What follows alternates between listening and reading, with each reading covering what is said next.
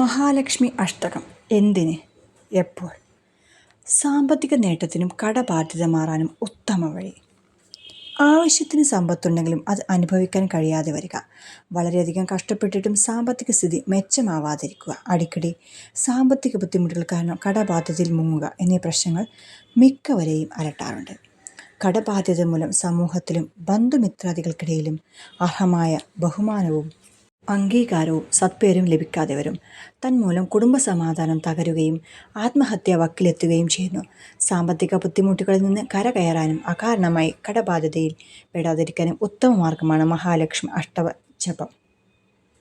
ധനലക്ഷ്മി, ധാന്യലക്ഷ്മി, ധൈര്യലക്ഷ്മി, ശൗര്യലക്ഷ്മി, വിദ്യാലക്ഷ്മി, കീർത്തിലക്ഷ്മി, വിജയലക്ഷ്മി, രാജ്യലക്ഷ്മി എന്നീ 8 ലക്ഷ്മിമാർക്കും തുല്യ പ്രാധാന്യത്തോടെ വേണം മഹാലക്ഷ്മി അഷ്ടകം ജപിക്കാൻ. ധനലക്ഷ്മിയാൽ ഐശ്വര്യവും, ധാന്യലക്ഷ്മിയാൽ ദാരിദ്ര്യമോചനവും, ധൈര്യലക്ഷ്മിയാൽ അംഗീകാരവും, ശൗര്യലക്ഷ്മിയാൽ ആത്മവിശ്വാസവും, വിദ്യാലക്ഷ്മിയാൽ അറിവും, കീർത്തിലക്ഷ്മിയാൽ സമൃദ്ധിയും, വിജയലക്ഷ്മിയാൽ ലക്ഷ്യപ്രാപ്തിയും, രാജലക്ഷ്മിയാൽ സ്ഥാനമാനവും നമുക്ക് ലഭിക്കുന്നു. വീടും പരിസരവും വൃത്തിയായി സൂക്ഷിക്കുക. 2 നേരം വിളക്ക് തെളിച്ച് നാമം ജപിക്കുക. കഴിവതും വീട്ടിൽ തന്നെ ആഹാരം പാകം ചെയ്ത് ഭക്ഷിക്കുക.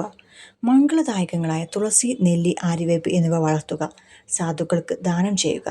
തന്നാൽ കഴിയുന്ന സഹായം മറ്റുള്ളവർക്ക് ചെയ്യുക എന്നിവയെല്ലാം മഹാലക്ഷ്മിക്ക് പ്രീതികരമാണ്. ലളിത സഹസ്രനാമം പൗർണമി, അമാവാസി, വെള്ളിയാഴ്ച എന്നീ ദിനങ്ങളിൽ ചൊല്ലുന്നതും ഉത്തമം. മഹാലക്ഷ്മിയുടെ അനുഗ്രഹമുള്ള ഭവനങ്ങളിൽ മാത്രമേ ശാന്തിയും സമാധാനവും ഐശ്വര്യവും അഭിവൃദ്ധിയും ഉണ്ടാവുകയുള്ളൂ. അല്ലാത്തപക്ഷം ക്ഷയമാവും ഫലം. നേരായ രീതിയിൽ സമ്പാദിക്കുന്ന പണം മാത്രമേ ഒരുവന് ഉതകുകയുള്ളൂ. ലാളിത്യ ജീവിതം നയിക്കുകയും നിത്യേന മഹാലക്ഷ്മി അഷ്ടകം ഭക്തിയോട് ജപിക്കുകയും ചെയ്യുന്നവർക്ക് ഫലം സുനിശ്ചിതമാണ്. കടങ്ങൾ ഒഴിവായിക്കിട്ടാൻ ഋണമോചക ഗണപതിയെ പ്രാർത്ഥിക്കുന്നത് നന്ന്.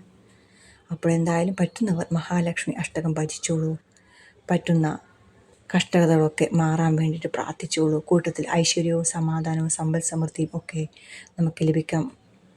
കൂട്ടത്തിൽ എല്ലാവർക്കും അത് ലഭിക്കാനുള്ള അവസരം നമ്മൾ ഒരുക്കുകയാണ്. പറ്റുമെങ്കിൽ മഹാലക്ഷ്മി അഷ്ടകം ഒന്ന് കേട്ടു നോക്കൂ. നിങ്ങളുടെ സൗകര്യത്തിനും സമയത്തിനനുസരിച്ച് അതൊന്ന് ചൊല്ലി നോക്കൂ. ഐശ്വര്യം നിങ്ങളെ തേടിയെത്തും. നന്ദി.